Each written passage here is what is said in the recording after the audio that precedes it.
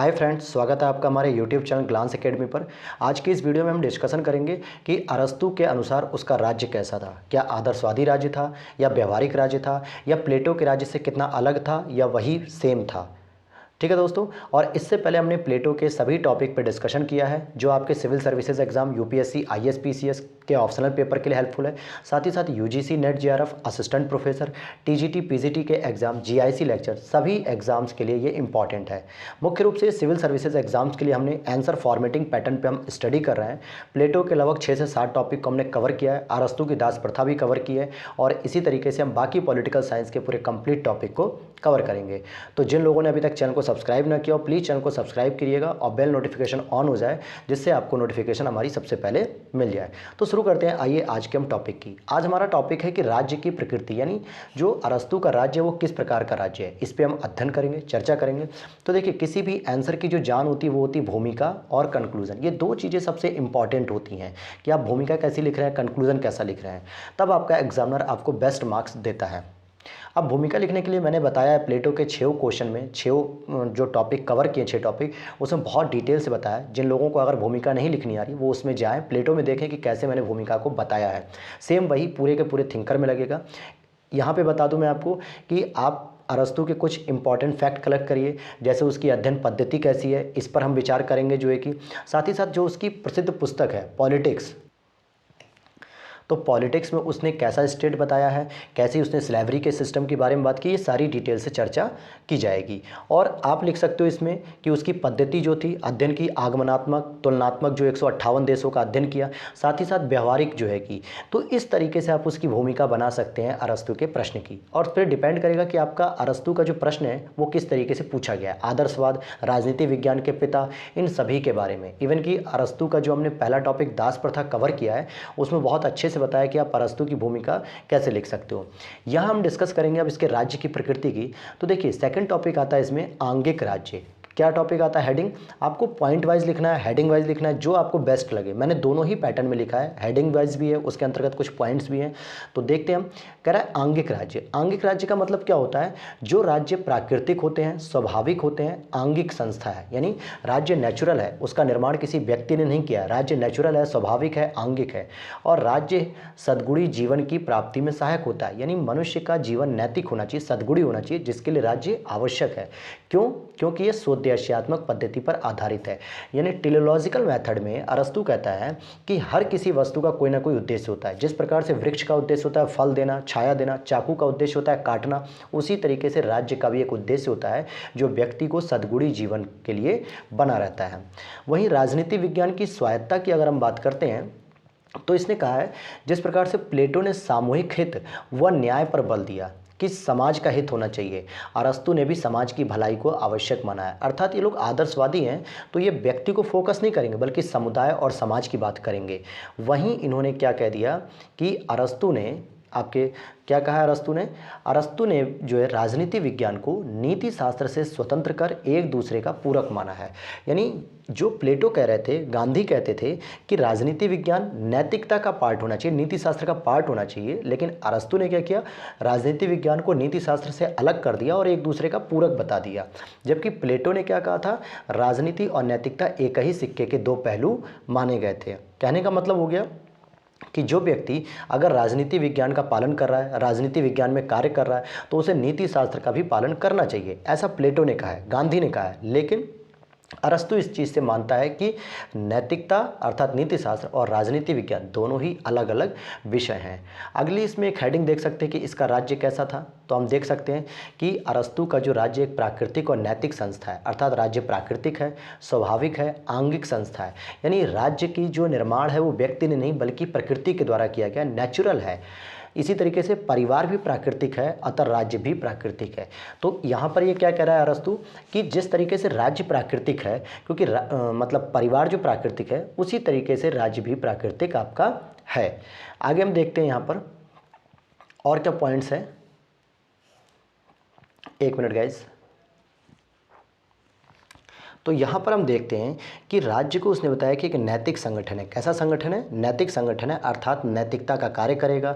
वहीं ये आत्मनिर्भर संस्था है, राज्य अपना विकास स्वयं कर सकता है, जहाँ व्यक्ति की सभी नैतिक एवं भौतिक आवश्यकताएं पूर्ण होती हैं। मतलब राज्य एक आत्मनिर्भर संस्था है जो खुद जो है कि व्यक्ति के सद्गुणी जीवन के लिए पर्याप्त है, और साथ ही साथ जो भौतिक आवश्यकताएं होती हैं जैसे भूख प्यास काम वासना या रोजगार, जो भी समस्याएं वो सारी की सारी क्या होती हैं, राज्य के अंतर्गत ही समाप्त होती है, राज्य के अंतर्गत ही उसका समाधान निकलता है। इसीलिए राज्य को एक नैतिक संगठन माना है, आत्मनिर्भर संस्था माना है। तो इस तरीके से उसने राज्य को क्या बताया कि एक प्राकृतिक संस्था है, स्वाभाविक संस्था है। और इसी के साथ साथ अरस्तु की सबसे इंपॉर्टेंट चीज़ थी कि वो बहुलवाद का विचार देता है। और राज्य को प्राकृतिक तो मानता है, लेकिन साथ ही साथ वो कहता है कि जो राज्य है वो समुदायों का समुदाय। ये स्टेटमेंट है जो डायरेक्ट सिविल सर्विसेज एग्जाम्स में भी पूछ देता है, मेंस में। साथ ही साथ आपके यूजीसी नेट जेआरएफ के एग्जाम में भी पूछा जाता है कि राज्य समुदायों का समुदाय है, यह स्टेटमेंट किसने दिया। समुदाय कैसे, जैसे परिवार हो गया, आपका चर्च हो गया, विश्वविद्यालय हो गया, संस्थाएं हो गई, सामाजिक संस्थाएं हो गई, इन सभी कई तरह जो समुदाय हैं, वैसे ही एक राज्य नाम का भी समुदाय है। तो ये समुदायों का समुदाय हो गया, यानी कि सर्वश्रेष्ठ हो गया। वहीं इसने कहा कि नैतिक विकास के लिए राज्य द्वारा निम्न प्रकार की परिस्थितियां उपलब्ध कराई जाती हैं। व्यक्ति को हम कैसे नैतिक बना सकते हैं, राज्य हमें क्या क्या देता है, शिक्षा देता है, तो शिक्षा के द्वारा नैतिक बना सकते हैं। विधायी और न्यायिक कार्यों में सहभागिता द्वारा, जो व्यक्ति विधायी या न्यायिक कार्यों में सहभागिता देता है, पार्टिसिपेशन करता है। वहीं तीसरा है सक्रिय राजनीतिक जीवन में भागीदारी द्वारा। आप हन्ना अरेंट को जब पढ़ेंगे तो वो भी सक्रिय राजनीतिक जीवन में भागीदारी की बात करती हैं। इसीलिए आगे कहा जाता है कि हन्ना अरेंट ने प्लेटो के विचारों की तो आलोचना की, लेकिन अरस्तु के विचारों को आगे बढ़ाया। तो ये था आपका बहुलवाद पे बता दिया कि मतलब प्रत्येक समुदायों का समुदाय है। और इनका एक जो प्रसिद्ध स्टेटमेंट है कि मनुष्य मूलतः सामाजिक प्राणी, यानी कि सेल्फ इज सोशल सेल्फ। ये पूछा जाता है कि मनुष्य क्या है, सामाजिक प्राणी। क्यों? क्योंकि समाज में रह के ही, क्योंकि उसके जितने भी हित हैं, नैतिक विकास हो सकते हैं या उसका आध्यात्मिक विकास हो सकता है, वो समाज में रह के ही हो सकता है। इसीलिए जितने भी आदर्शवादी आपको विचारक मिलेंगे, चाहे वो प्लेटो हो, चाहे वो लॉक हो, इवन कि गांधी भी, ये लोग समाज को प्रमुख मानते हैं, व्यक्ति को प्रमुख नहीं मानते हैं। आगे हम देखेंगे, इसकी एक पुस्तक है सबसे इंपॉर्टेंट, कि पॉलिटिक्स में भी संपत्ति के स्वामित्व को इन्होंने स्वीकार किया। जिस तरीके से प्लेटो ने अपनी पुस्तक रिपब्लिका में साम्यवाद के अंतर्गत परिवार और संपत्ति का किया था, साम्यवाद कि संरक्षक वर्ग जिसमें राजा आते हैं, सैनिक आते हैं, इनको परिवार की आवश्यकता नहीं है। इनको किसकी आवश्यकता नहीं है? इनको परिवार की आवश्यकता नहीं है, संपत्ति की आवश्यकता नहीं है। लेकिन प्लेटो कहता है कि व्यक्ति को अपना विकास करने के लिए संपत्ति सबसे इंपॉर्टेंट होती है। बिना संपत्ति के आप अगर किसी के घर जा रहे हैं, मतलब आपके घर अगर कोई व्यक्ति आता है तो आप उसे जब चाय पानी नाश्ता नहीं कराएंगे तो व्यक्ति क्या कहेगा, अरे यार पानी तक नहीं पूछा, क्योंकि पैसे नहीं है तो हम कहाँ से खिलाएंगे लोगों को। इसीलिए संपत्ति स्वामित्व को स्वीकारा। वहीं कहा कि संपत्ति लेकिन सदैव साधन रहेगी, सद्गुणी जीवन सदैव साध्य रहेगा। यानी सद्गुणी जीवन अगर आपको प्राप्त करना है, लक्ष्य जो प्राप्त करना है, उसके लिए आप संपत्ति का प्रयोग कर सकते हो। इसमें भी आगे हम बताएंगे कि संपत्ति किस प्रकार की संपत्ति मानी है। अरस्तु ने भी दो प्रकार की संपत्ति का कैटेगराइजेशन किया था। एक प्राकृतिक तरीके से खेती किसानी करके, मछली पालन करके संपत्ति को इसने उचित ठहराया है, जबकि बिजनेस या यूँ कहें कि किसी को ब्याज पर पैसे देने पे या लाभ कमाने के आधार पर जो संपत्ति आप अर्जित करते हैं उसको अनुचित बताता है। वहीं वो कहते भी हैं कि जो व्यक्ति राज्य में नहीं रहता वह या तो पशु है या देवता। देखिए क्या अतिशयोक्ति कही है, यानी कह रहे हैं कि न तो पशु और न ही देवता, दोनों को ही राज्य और समुदाय की आवश्यकता नहीं होती, बल्कि समुदाय में व्यक्ति रहता है, ठीक है, जिसको अपने नैतिक जीवन का पालन करना होता है, नैतिक जीवन की पूर्णता चाहिए होती है, इसीलिए उसे राज्य में रहना ही पड़ेगा। अगर वो राज्य में नहीं रहता है तो इसका मतलब वो या तो पशु है या देवता, इन दोनों को ही राज्य की आवश्यकता नहीं होती है। अब इसके बाद हम देखते हैं अगला पॉइंट है पांचवा, कि राज्य एक आंगिक संस्था है। आंगिक संस्था का मतलब कि राज्य एक आंगिक प्रकृति स्वीकार करते हुए कहा कि राज्य व्यक्ति से पहले है, राज्य व्यक्ति से पहले है, राज्य पूर्ण है और व्यक्ति उसका एक भाग। जिस प्रकार से जब हम किसी मनुष्य के शरीर की बात करते हैं तो शरीर सबसे पहले आता है। अगर हम उसकी बात करें कि उसका एक हाथ या एक पैर या एक नाक, एक कान, तो क्या इस तरीके से हम कह सकते हैं एक हाथ को हम पूरा शरीर कहते हैं? नहीं, सभी हाथ पैर बाल मुंह नाक सब मिलकर पूरे एक शरीर का निर्माण करते हैं। तो पहला हमारा विचार क्या होता है, पहले हमारे दिमाग में एक शरीर का विचार आता है कि मैनमेड। तो इस तरीके से जब शरीर का विचार आता है तब उसके बाद हम उस शरीर के अंगों की बात करते हैं। उसी तरीके से प्लेटो अरस्तु कहते हैं कि सबसे पहले हम राज्य का विचार लाते हैं, उसके बाद राज्य में रहने वाले व्यक्ति जो उसके अंग होते हैं, भाग होते हैं, उसकी हम बात करते हैं। इसीलिए इन्होंने कहा कि राज्य व्यक्ति से पूर्वगामी है। परिवार से गांवों का विकास होता है और गांवों से राज्य का निर्माण होता है। जिस प्रकार से प्लेटो ने परिवार का त्याग कर दिया था साम्यवाद में, तो अरस्तु ने उनकी आलोचना की और कहा कि परिवार किसी भी समाज के लिए, जो राज्य के निर्माण के लिए सबसे महत्वपूर्ण है। इसीलिए इन्होंने कहा कि परिवार से गाँव का निर्माण होता है और गाँवों से राज्य का निर्माण होता है।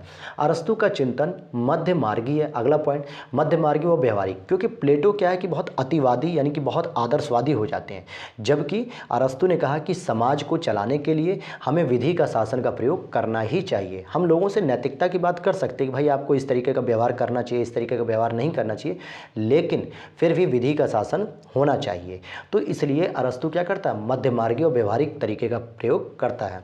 वहीं अरस्तु ने राज्य के कुछ कार्य बताए, जैसे खाद्यान्न उत्पादन करना, कला का प्रशिक्षण देना, धार्मिक कार्यों का जो है कि क्या करना है, संपादन करना है धार्मिक कार्यों का, विधायी व न्यायिक कार्य करेगा और संपत्ति अर्जन, ये सभी प्रकार के कार्यों को करने की अनुमति देता है। यानी राज्य के द्वारा ये प्रकार के कार्य किए जाते हैं कि खाद्यान्न का अगर प्रोडक्शन नहीं हो रहा है, जिस तरीके से प्लेटो ने कहा कि उत्पादक वर्ग प्रोडक्शन करेगा तो जो है कि सभी का भरण पोषण करेगा, वैसे ही इन्होंने कहा कि अरस्तु ने कि राज्य खाद्य का उत्पादन करेगा, कला को प्रशिक्षित करेगा, धार्मिक कार्यों का संपादन करेगा, विधायी और न्यायिक कार्य करेगा और संपत्ति का अर्जन करेगा। तो दोस्तों इस तरीके से आपसे अगर प्रश्न पूछा जाता है कि अरस्तु के राज्य पर विचार बताइए, अरस्तु का राज्य कैसा था, तो हम देख सकते हैं कि अरस्तु का जो राज्य है निष्कर्ष के रूप में वो है तो आदर्शवादी, नैतिकता की बात करता है, समाज को नैतिक बनाता है, व्यक्ति के व्यवहार को नैतिक बनाता है, लेकिन उसने यह भी कहा कि कहीं ना कहीं राज्य को चलाने के लिए विधि का शासन जरूरी है, कानून की आवश्यकता पड़ती है, परिवार की भी आवश्यकता पड़ती है, गाँव की भी आवश्यकता पड़ती है। तो इस तरीके से हम कह सकते हैं कि अरस्तु का साथ जो राज्य है वो एक मध्यमार्गी विचार को लेकर चलता है। ठीक है, तो किसी भी तरीके से प्लेटो की तरह नहीं है, बस प्लेटो के कुछ इसमें गुण दिखते हैं, लेकिन पूरी तरीके से प्लेटो का राज्य ये नहीं है। ठीक, तो ये था दोस्तों आपके राज्य से संबंधित जो है कि टॉपिक, और हम अगले वीडियो में जो है कि नेक्स्ट टॉपिक को कवर करेंगे। इससे अगर चैनल को सब्सक्राइब ना किया हो तो प्लीज़ सब्सक्राइब करिएगा और वीडियो अच्छी लगी हो तो लाइक कीजिएगा। मिलते हैं नेक्स्ट वीडियो में, धन्यवाद।